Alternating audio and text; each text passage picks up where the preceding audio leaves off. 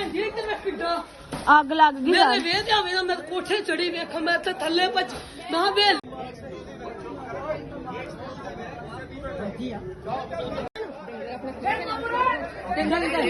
ਡੰਗਰ ਬਾਹਰ ਕੱਢ ਦੋ ਦਲਾਵਰ ਡੰਗਰ ਬਾਹਰ ਕੱਢ ਦੋ ਨਹੀਂ ਤੇ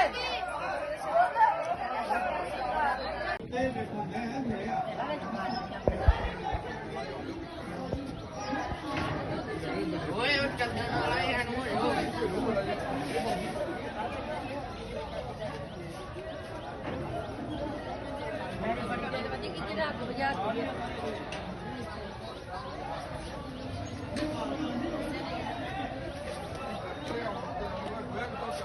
ਉਹ ਡੰਗਰਾਂ ਉੱਤੇ ਪੈਰ ਰੱਖ ਦੇ